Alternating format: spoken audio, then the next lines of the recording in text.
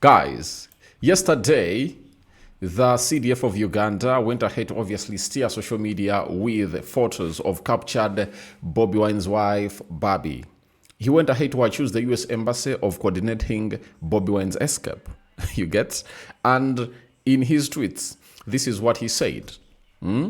He first said, fellow Ugandans, he first put out the post that really had Barbie on and said, this is when our soldiers captured and then released Kabobi's wife, Barbie. She was very helpful in helping us find her husband. And everyone was waiting to see whether he really has the husband. You understand? That was the anxiousness of every person that was really watching in here. So from there, he obviously went ahead to obviously post and say, fellow Ugandans, he was like admitting that they don't have Bobi Wine. And in his words, this is what he really had to say. Fellow Ugandans, because of the present situation where an opposition leader kidnapped himself and is missing, and according to our best intelligence, did all this in coordination with the current administration at the US Embassy in our country. We as UPDF suspend all cooperation with the current administration at the US Embassy in Kampala. This includes our work in Somalia. Now, look at this. He first said that is the image they put out when they captured Bobi Wine's wife, Barbie, and she gave them very valuable information in finding the husband. Then he came out and says that, fellow Ugandans, because of the present situation where an opposition leader kidnapped himself and is missing. Now, how can you say someone kidnapped himself and is missing? And you're looking for him. You get? So that means he is on a run because you guys are looking out for him. You get?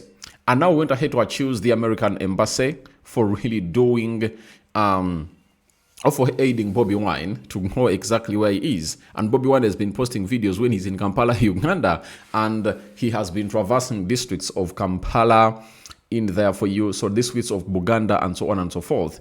Then added and said, the very precious security cooperation between Uganda and the US has been undermined for a decade now, since 2015 by unimaginative bureaucrats at the embassy. This is in spite of the excellent political relations between the two countries. Now, he went ahead to rant and really put out that, showing that he had got intel, from security agencies that it's the US trying to obviously put Bobi Wine out of their sight.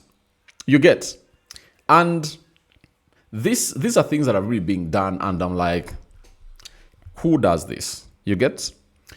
We've all gone ahead to see Donald Trump having a platform known as Truth Social, but when you look at what he puts in there, he never deletes any of those. Now, after Muhoozi put out this, he later went ahead to obviously delete all things concerning the US, and it's not the first time he's really deleting. Remember, last year went ahead and attacked the US ambassador in Uganda, and he attacked him, and guess what happened? He also went ahead to delete all what he had put out. Now, some hours later, he came up and exposed himself by saying, by deleting all the tweets. And Daily Monitor confirmed that Uganda's Chief of Defense Forces, General Muhoozi Kainerugaba, has deleted earlier posts he made on X, accusing the US Embassy administration in Kampala of aiding Bobi Wine's escape. General Muhoozi Kainerugaba, who is also President Kaguta Museveni's son and a senior presidential advisor on special operations, said he was being fed with wrong information. I have spoken with the US ambassador to our country and everything is okay. We are going to continue our military cooperation as usual. Now, these are things that are really very, very, very, very threatening to the security of the country of Uganda. And being a country that is governed by Museveni, and obviously Museveni brags about the security. Now, if you're Ugandan, you have to take caution on this, because that means most of the intelligence information they get is wrong. If you cannot get correct information about Bobby Wine and his whereabouts, and you accuse the US. You understand? That means most of the intelligence that they get is really hollow. You know, it really has voids in it and it has stains all over it, you know. And this is what Muhoozi went ahead to obviously post, you know. He posted and said that, fellow Ugandans, because of our present situation where an opposition leader kidnapped himself and missing, according to our best information, all right, he said the very, all right. I want to apologize to our great friends, the United States of America, for my earlier tweets that I have now deleted. And now they're no longer tweets, it's X. They're no longer tweets, it's X. I was being fed with wrong information. I've spoken with the US ambassador to our country and everything is okay. We are going to continue our military cooperation as usual. So, this is what they call eating your words, and it's not the first time he's really doing this. He threatened to cut off Bobby Wine's testicles, you remember?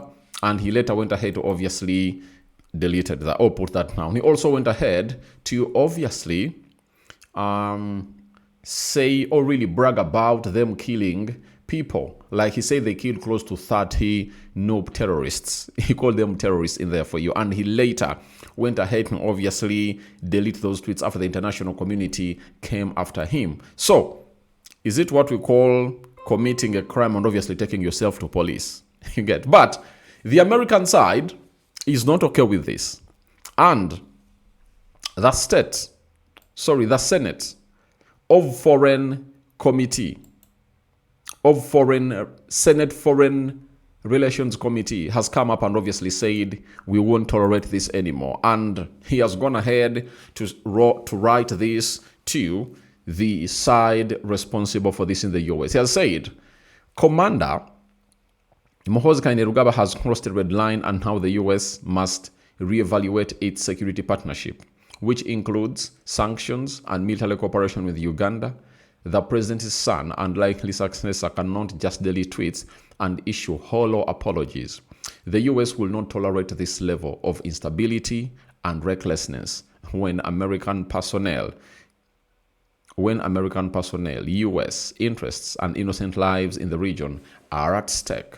Now, they say every action has a reaction. You get? Now, this guy, Senate, as you see him onto the screen, you know, on the right of your screen, he's with Donald Trump. He is the chairman for the Senate. He's the Senate Foreign Relations Committee chairman. And he has come out and really spoken that. And this is the second time he's really calling out Donald Trump. He is one of the right men of Donald Trump. And he tweets about lots of things. Russia, Ukraine, the ongoing plan of America to attack Iran. You know, he talked about Venezuela. You know, the two whites, they've gone ahead, obviously, abduct from Scotland. So his ex is always busy. And now Uganda is appearing on his timeline on X for the second time in a space of a week. So I just can't wait to see where this will obviously come to an end. But obviously, the US is saying Muhoozi has crossed the red line. Trump's right-hand man has confirmed. So, we are here to wait and see what will follow up. But Muhoozi has come out to apologize and is like, I'm sorry. I've gone ahead to obviously issue that apology and you guys should take it. But looks like America is not gonna take this softly. They are not taking it lightly and they are going to react. I really think so. So we wait and see whether diplomacy was overlooked or really maintained by Muhoozi, and that will be determined by the reaction of America. Right now, America is taking its big a fighting edge, you know, to the side of the Arab world, and it's rumored that they are going in for Iran. That is it. So, Rokan David is my name. Ugandan Sensities. Continue to subscribe to this channel as we really promise to bring you more information about this. I'm out. Bye bye.